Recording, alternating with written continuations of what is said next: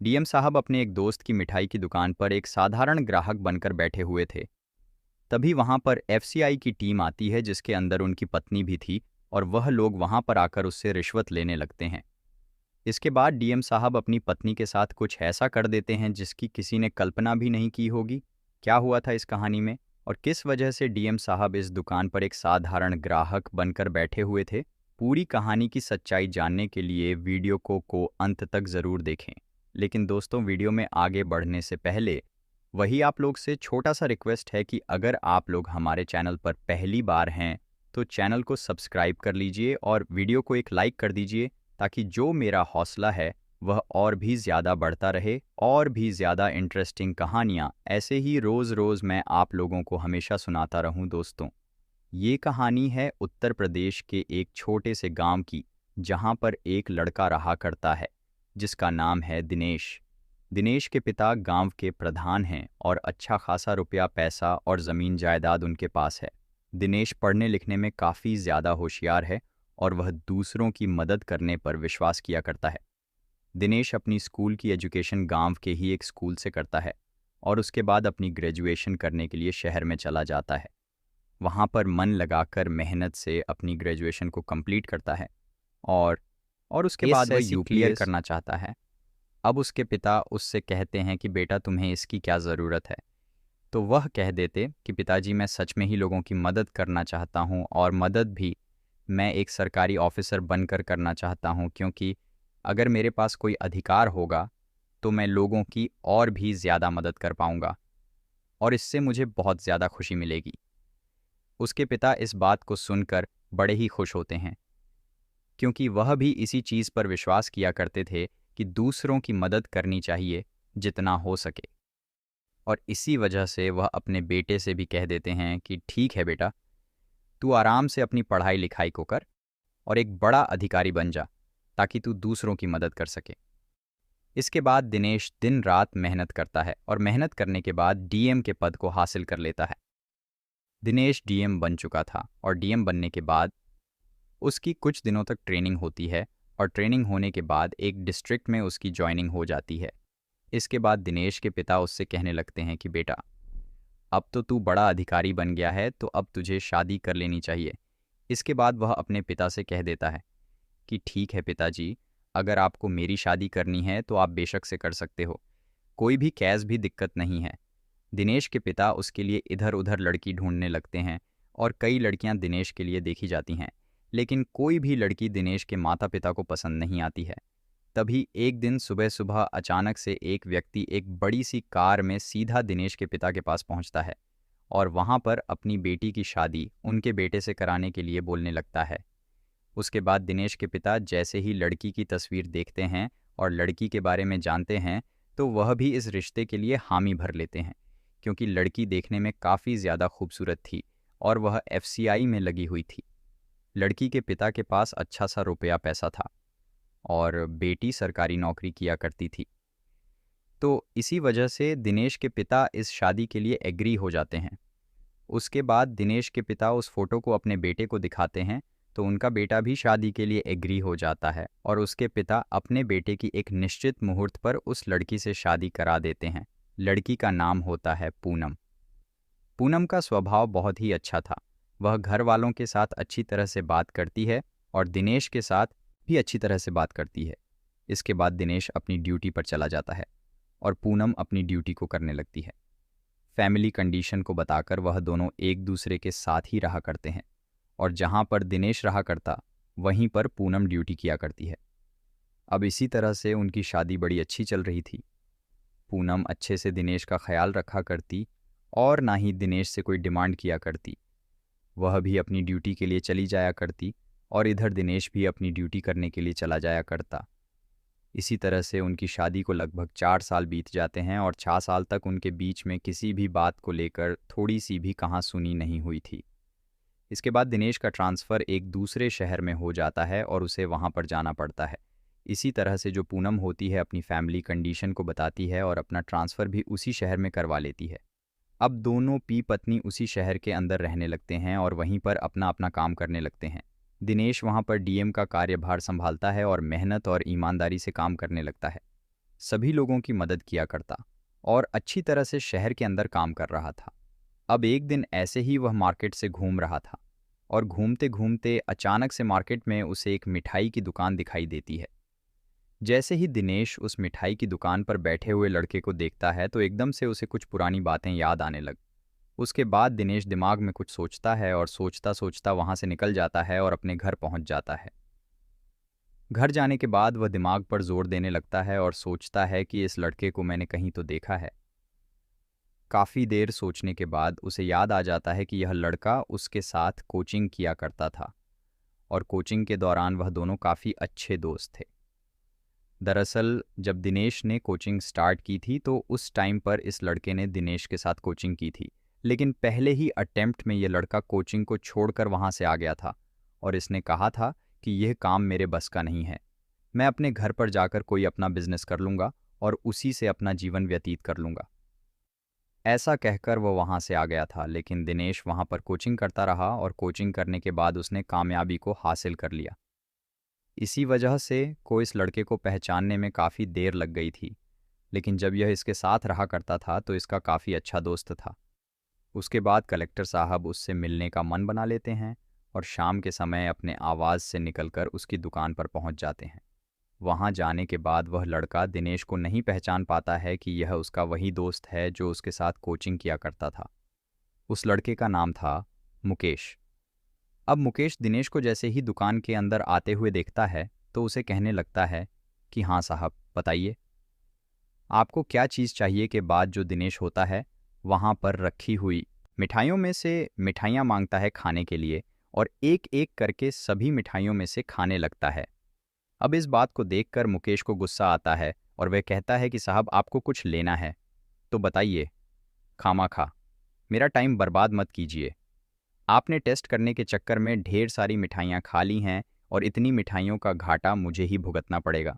इसके बाद दिनेश हंसने लगता है और कहता है कि भाई तुम्हारा काम है चेक करवाना और हम ग्राहक हैं, हमें जो अच्छी लगेगी हम उसी मिठाई को लेंगे, तो तुम इधर उधर की बातों पर गौर मत दो और मुझे मिठाइयाँ छका। इसके बाद मुकेश भोह चढ़ा लेता है और एक दो मिठाई और उसे टेस्ट करवा देता है।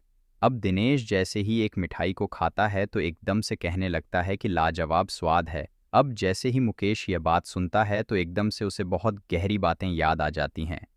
दरअसल जब दिनेश और मुकेश एक दूसरे के साथ रहा करते थे तो उस टाइम पर मुकेश खाना बनाया करता था और उसे खाने के बाद दिनेश ऐसे ही कहा करता था कि लाजवाब स्वाद है। इसके बाद जो मुकेश होता है गौर से दिनेश की तरफ देखने लगता है और झट से दिनेश को पहचान लेता है। पहचानने के बाद एकदम से हंसता हुआ वह अपने काउंटर से बाहर निकलता है और दिनेश को गले से लगा लेता है। कहता है कि दिनेश, तू क्या सोचता था मैं तुझे नहीं पहचानूं, लेकिन आखिरकार मैंने तुझे पहचान लिया। उसके बाद दिनेश कहने लगता है कि हाँ, भला तूने पहचान लिया, इतनी देर तो हो गई है मुझे यहाँ पर आए, लेकिन तूने अब मुझे पहचाना है। इसके बाद मुकेश कहता है कि यार ये दुकान है और दुकान पर हज़ारों ग्राहक आते रहते हैं तो इस वजह से कन्फ्यूज़न हो गई थी, चलो खैर छोड़ो और बताओ तुम कैसे हो। दिनेश कहता है कि मैं तो ठीक हूँ, तुम यह बताओ कि तुम क्या कर रहे हो। उसके बाद मुकेश उसे अपने बारे में बताता है। कहता है कि मेरी शादी हो चुकी है और यह मिठाई की दुकान चलाया करता हूँ और इसी से अपना जीवन व्यतीत किया करता हूँ। उसके बाद मुकेश दिनेश से बैठने के लिए कहने लगता है और कहता है कि काफ़ी देर से खड़े हो, चलो बैठ जाओ, यहाँ पर बैठ के बातें करते हैं। मुकेश अपनी दुकान में से कुछ मिठाइयाँ मंगाता है और उनको दिनेश के साथ बैठकर खाने लगता है। दिनेश पहले तो उसे मना करता है, लेकिन फिर भी मुकेश कहता है कि नहीं यार, काफ़ी दिन में मिले हैं, यह मिठाइयाँ तो हो ही जानी चाहिए। इसके बाद मुकेश दिनेश से उसके बारे में पूछता है तो दिनेश भी उसे अपने बारे में बता देता है। कहता है कि मैं कलेक्टर बन चुका हूँ और फिलहाल इसी शहर के अंदर मेरा तबादला हुआ है और यहीं पर रहकर मैं डीएम का काम किया करता हूँ। इस बात को सुनकर जो मुकेश है उसकी तारीफ करने लगता है और कहता है कि मुझे तो पता ही था तू एक ना एक दिन कलेक्टर ज़रूर बनेगा, क्योंकि तेरी पढ़ने की ललक काफ़ी ज़्यादा थी, इसी वजह से मुझे यह बात महसूस हो गई थी। उसके बाद दोनों दोस्त कुछ और बातें करते हैं और बातें करने के बाद दिनेश उससे कह देता है कि भाई, मैं तो तुम्हारे यहाँ पर आ गया हूँ, लेकिन तुम्हें भी मुझसे मिलने के लिए आना होगा। मुकेश उससे आने का वादा करता है और दोनों के फ़ोन नंबर एक्सचेंज हो जाते हैं। इसके बाद दिनेश वहाँ से अपने आवास पर चला जाता है और वहीं पर रहकर डीएम का कार्यभार संभालने लगता है। मुकेश अपनी मिठाइयों की दुकान को चला रहा था और चलाते चलाते अचानक से एक दिन उसके पास एफसीआई वाले लोग आते हैं और वह उसकी मिठाइयों में तरह तरह की कमियां निकालने लगते हैं, जबकि जो मुकेश था वह अच्छी मिठाइयां बनाया करता था और कोई भी कैसी भी दिक्कत उसकी मिठाइयों में नहीं थी। इसके बावजूद भी वह लोग तरह तरह की परेशानियां उसको बताते हैं और इन सभी चीज़ों को देखकर मुकेश भी समझ गया था कि अगर यह लोग चाहे तो मेरी दुकान को बंद भी करवा सकते हैं और सील भी करवा सकते हैं। उसके बाद वह उनसे कहने लगता है कि मेरी दुकान में तो कोई दिक्कत नहीं है, लेकिन फिर भी आप बताइए आपको क्या चाहिए। वह लोग पैसों की डिमांड कर देते हैं और मुकेश से कहने लगते हैं कि आपको लगभग लाख रुपए देने होंगे और लाख रुपए देने के बाद ही हम आपको ऐसे ही छोड़ सकते हैं। अब मुकेश इस बात को देखकर बड़ा ही हैरान है, क्योंकि वह अच्छी मिठाइयाँ बनाया करता है, उसके बावजूद भी उसे रिश्वत देनी होगी। वह उन लोगों से कह देता है कि ठीक है साहब, अभी तो मेरे पास पैसे नहीं हैं, मैं 2 दिन में पैसों का इंतज़ाम कर लूँगा और उसके बाद आप आ जाना। मुकेश ने उनसे रिक्वेस्ट करके इस बार तो उन्हें यहाँ से भेज दिया था, लेकिन 2 दिन बाद वह फिर से आने वाले थे और उस दिन तक मुकेश को पैसों का इंतज़ाम करना था। मुकेश ईमानदारी से काम किया करता था, तो इसी वजह से उसके पास ज़्यादा पैसे नहीं होते हैं, तो इसी वजह से वह इधर उधर फ़ोन कर करके सभी से पैसे मांगने लगता है, लेकिन उसके जानने वाले सभी पैसों देने से मना कर देते हैं। और इसके बाद उसे याद आती है दिनेश, जो कि एक कलेक्टर है और कलेक्टर की सैलरी अच्छी खासी होती है, और वह सोचता है कि क्यों ना मैं दिनेश से कुछ दिन के लिए पैसे उधार ले लूं और उसके बाद जब मेरा काम ठीक ठाक चलने लगेगा तो मैं उसको पैसे लौटा दूंगा। ऐसा ही सोचकर वह दिनेश के पास फ़ोन कर देता है और उसे पैसों के लिए कहने लगता है। दिनेश उसकी बात को सुनता है कि उसे आरएस लाख चाहिए, तो वह उसे कहने लगता है कि भाई क्या हुआ, जो इतने पैसे तुझे एक साथ चाहिए। तो मुकेश कहता है कि यार कुछ ज़रूरत आ पड़ी है, तो उसी वजह से मुझे पैसे चाहिए, तो तू मेरे लिए इस लाख का इंतज़ाम कर दे और जैसे ही मेरे पास हो जाएंगे तो मैं तुम्हारे पैसों को लौटा दूंगा। दिनेश कहता है कि पैसे तो मैं तुम्हें अभी के अभी दे दूंगा, लेकिन प्रॉब्लम क्या है, कहीं कोई बीमार तो नहीं हो गया तुम्हारे परिवार में। तो उसके बाद जो मुकेश होता है उसको बता देता है कि यार दुकान पर एफसीआई वाले आए थे और वह लोग मेरी दुकान को सील भी करवा सकते हैं। वह लोग कह रहे थे कि अगर तुम्हें इन सब चीज़ों से बचना है तो तुम्हें 8 लाख रुपए देने होंगे। अब जब दिनेश इस बात को सुनता है तो वह थोड़ा सा हैरान हो जाता है, क्योंकि मुकेश उसका दोस्त था और उसके दोस्त से रिश्वत मांगी जा रही थी, वह भी उस डिपार्टमेंट के थ्रू जिस डिपार्टमेंट के अंदर उसकी पत्नी काम किया करती है। इसके बाद वह उससे रिश्वत देने से मना करने लगता है, तो वह उसे बताता है कि यार अगर इनको रिश्वत नहीं दी तो यह लोग मेरी दुकान को बंद करवा देंगे। इस बात को सुनकर दिनेश समझ जाता है कि यह बहुत ही ज़्यादा डरा हुआ है और यह पैसे देकर ही मानेगा। वह उससे कहता है कि ठीक है, मैं पैसे लेकर तुम्हारे पास शाम को आता हूँ और वहाँ पर आकर मैं तुम्हें पैसे दे दूँगा। इसके बाद दिनेश शाम तक 2 लाख रुपए का इंतज़ाम करता है और इंतज़ाम करने के बाद सीधा मुकेश की मिठाइयों की दुकान पर पहुँच जाता है।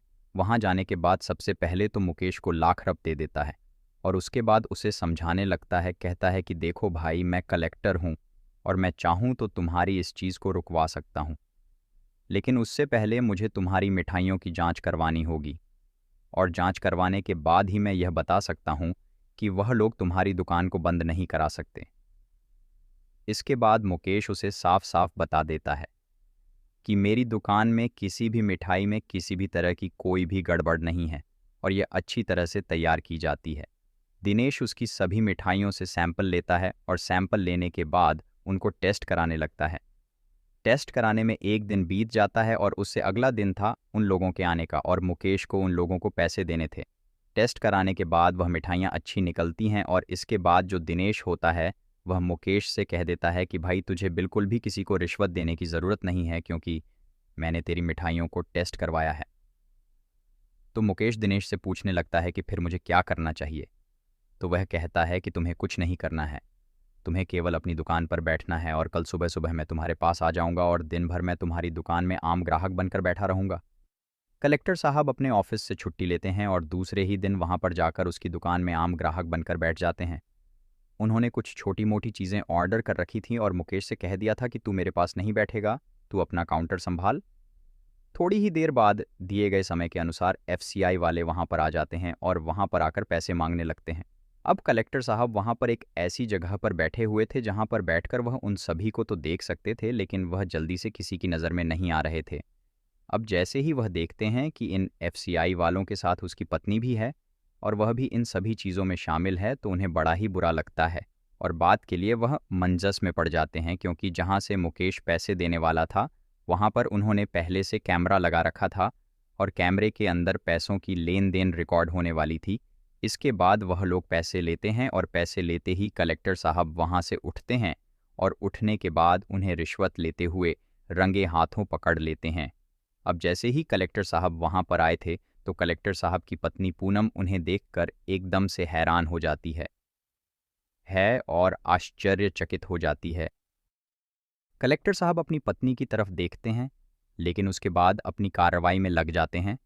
उन्होंने फ़ोन निकाला और फ़ोन निकालने के बाद वहां पर अपनी टीम को बुला लिया, जिस टीम को वह पहले ही तैयार कर चुके थे कि आप लोगों के पास जब मैं फ़ोन करूंगा तो आपको यहां पर आना पड़ेगा। इसके बाद कलेक्टर साहब की टीम वहां पर आती है और उन लोगों को रंगे हाथों पकड़ लेती है और उनके खिलाफ उचित कार्यवाही करवा दी जाती है। इसके बाद कलेक्टर साहब अपने घर में बैठे बैठे बहुत कुछ सोच रहे हैं अपनी उस पत्नी के बारे में, जिस पत्नी को उन्होंने रिश्वत लेते हुए रंगे हाथों पकड़ा था। वह एक दिन बैठे बैठे घर पर सोच ही रहे थे, तभी उनकी पत्नी उनसे मिलने के लिए आती है और उनसे यहाँ पर आकर माफ़ी मांगने लगती है।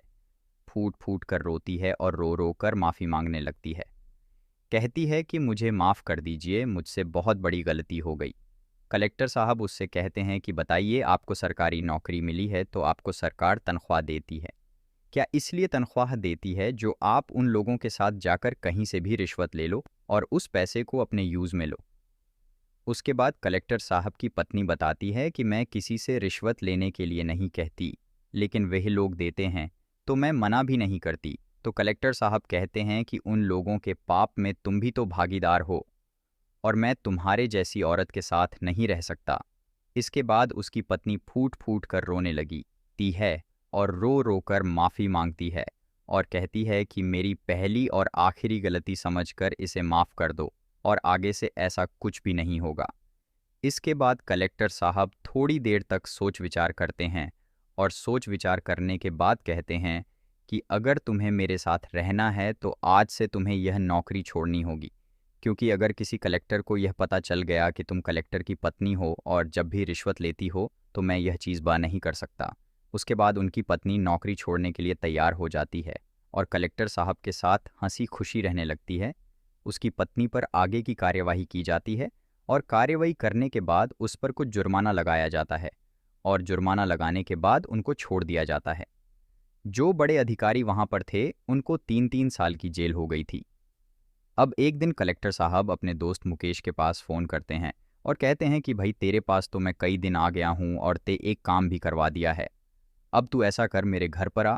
इसके बाद मुकेश उनके घर पर जाता है और जैसे ही कलेक्टर साहब की पत्नी को देखता है तो एकदम से हैरान सा हो जाता है। कलेक्टर साहब भी इस बात को नोटिस कर लेते हैं और उसे समझा देते हैं कि हाँ, यह मेरी ही पत्नी है और उस टाइम पर मैं तुम्हें नहीं बता पाया था, लेकिन अब इसने वह नौकरी छोड़ दी है और ये अच्छी तरह से घर के अंदर खुशी रहा करती है। अब जब मुकेश देखता है कि उन्होंने अपनी पत्नी के खिलाफ भी कार्रवाई कर दी है अपने दोस्त के लिए, तो इस बात से मुकेश बहुत ज़्यादा प्रभावित होता है और उसकी ईमानदारी को परख लेता है।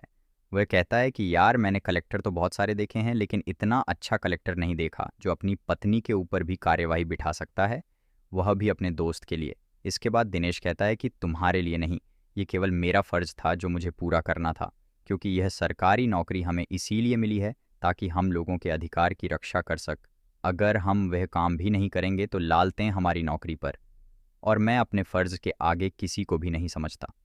यह बात उसके माता पिता को भी पता चलती है, लेकिन जब उन्हें पता चलता है कि उसकी पत्नी ने नौकरी छोड़ दी और वह उसके साथ रहने लगी, हंसी खुशी, तो दिनेश के पिता भी इस बात को भूल जाते हैं और सोचते हैं कि सुबह का भूला अगर शाम को घर आ जाए तो उसे भूला नहीं कहते। परिवार हंसी खुशी जीवन व्यतीत करने लगता है और दिनेश अपनी नौकरी को ऐसे ही मेहनत और ईमानदारी से करता रहता है। तो दोस्तों, ये थी एक छोटी सी कहानी दिनेश और पूनम की, जहाँ पर दोनों पति पत्नी सरकारी अधिकारी थे। लेकिन पत्नी रिश्वत लेती हुई अपने पति को मिल जाती है और उसके बाद कुछ ऐसा हो जाता है कि पत्नी ने कल्पना भी नहीं की होगी। आप क्या कहना चाहते हो दिनेश के बारे में, आप क्या कहना चाहते हो पूनम के बारे में? आपकी जो भी राय हो कमेंट सेक्शन में ज़रूर बताएं। वीडियो पसंद आया तो वीडियो को लाइक और चैनल को सब्सक्राइब ज़रूर करिएगा। आप सभी लोग का बहुत बहुत धन्यवाद। जय हिंद, जय भारत।